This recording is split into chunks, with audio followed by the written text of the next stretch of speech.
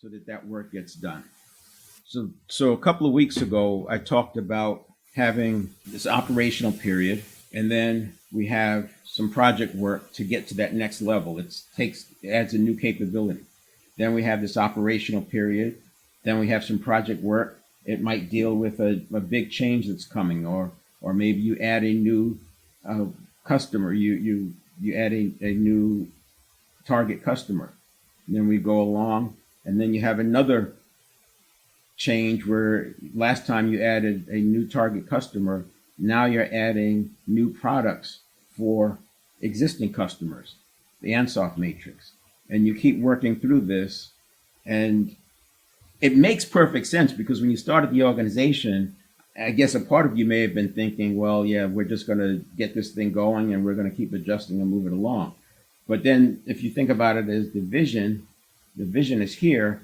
It's going to take this kind of work to get to that vision. And this is going to happen over time. Now, when you start doing this, you can see context for development. That's sort of the backdrop. So if you don't have the project capabilities in your organization, you're going to be firing on just a few cylinders compared to the organization that does. You're not going to be able to respond. You're not going to be able to be proactive because the work is just too hard. You start doing little projects and get better and better at those, and you'll have people in your organization who rise to the occasion, and they just show up as good project people, and you want to move them around to different projects.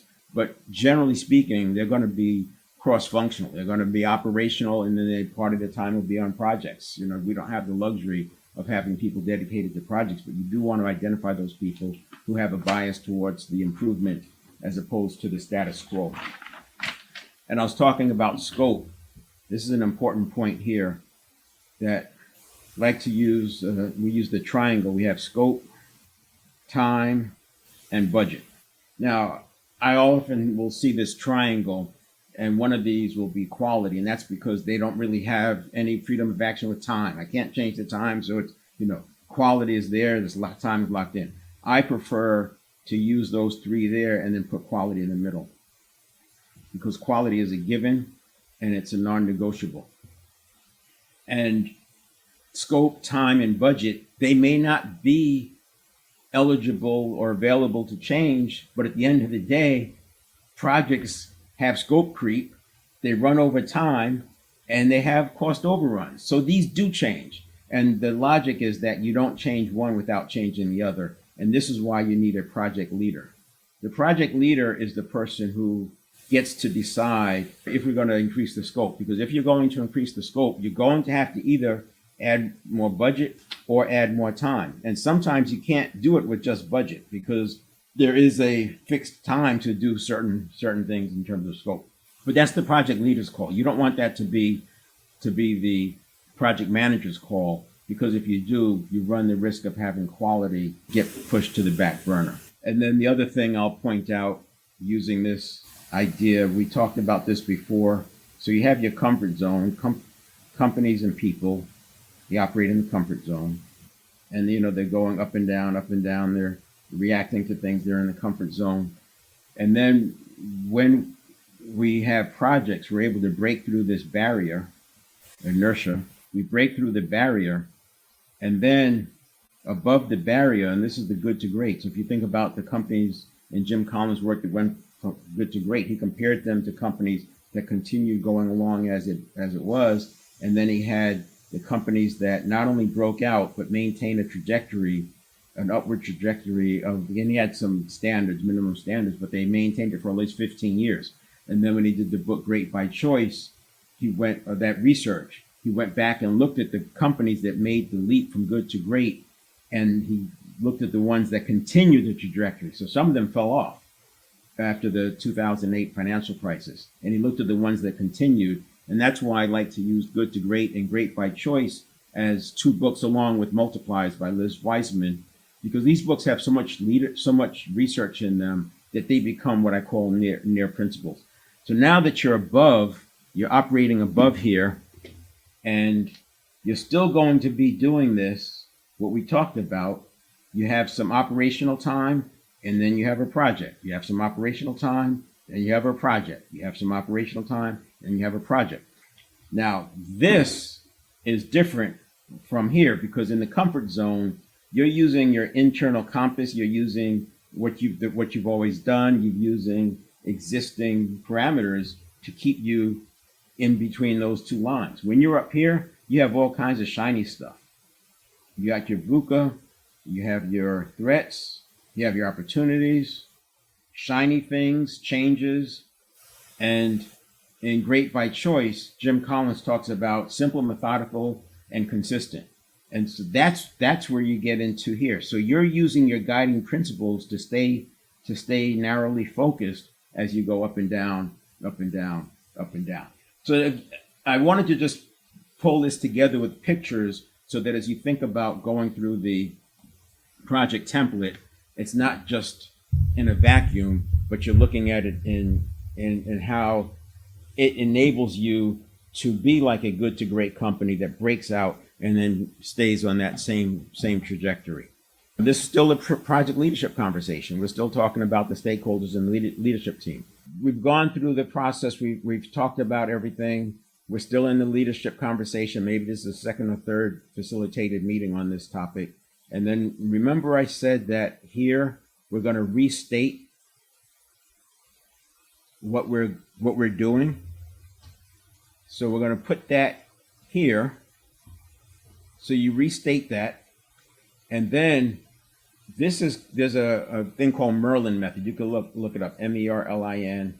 And it was where I think it's a mythology thing, but it's where this guy used this method to enable the king to make these major gains.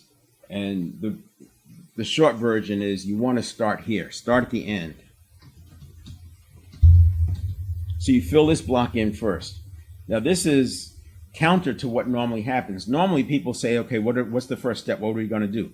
Well, if you focus on the first step, the strong tendency is to do what you've always done. You just fall into doing it the way you did it the last time, and there's no like checks and balances to see did the last time work.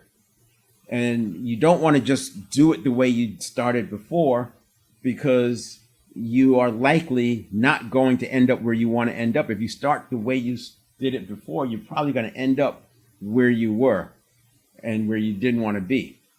So you start at the end and then you fill this block in second, right? And then you come in and you do this one third. And that gives you a new starting point, a real starting point. And it's going to help you with your KPIs. It's going to help you with gating, go, no-go decisions. You can lay that out, and this is going to give you a much better picture of design than it would have if you started from here, because if you start from here, we tend to think incrementally. I'm going to leave it there. The next thing, if we were working together, the next thing I would do is then go back to this one and say, all right, now, what does 10x look like? Let's say that you had a magic wand and you could get to 10x. What does 10x look like? Because I want to get people to the point that when you are doing this kind of work, when you're doing work to get out of the comfort zone and break through, this takes a lot of energy, a lot of leadership, but we're still, you got 24 hours in a day, you're working 10-hour days. There's not an exponential increase in the amount of days worked. It's just the way you think, the transformation that people have to make. And what's interesting is incremental is not a big enough gain. It's not a big enough gain to justify the work that's needed to break out. When you can do 10x, it is enough. So it's aligned with the effort. And this is going to take 10x thinking to get out of here. And remember what I was saying in that your sports teams, they have an opponent. Every game, there's an opponent trying to stop every play. In business, we can use the team metaphor. We can have the coaching. We can have the best practices. We can have the KPIs. But we don't have an opponent. We may have competition, but we don't have an opponent in our face for the whole game trying to stop our plays. So we have sort of a green field to run forward with. And that's why 10x can become possible. And it forces you to start putting in the best practices. It forces you to measure. It forces you to have the development plan. So that's bringing it full circle. But I would say start with this kind of a project plan. If you don't have one, start with this one. It does work. I've used it for many, many years, big projects, little projects. I've had project leaders underneath me who had major projects use this. And you just had this thing cascade down. It really does work. I encourage you to use it. And you can start right off the bat with creating your guiding principles.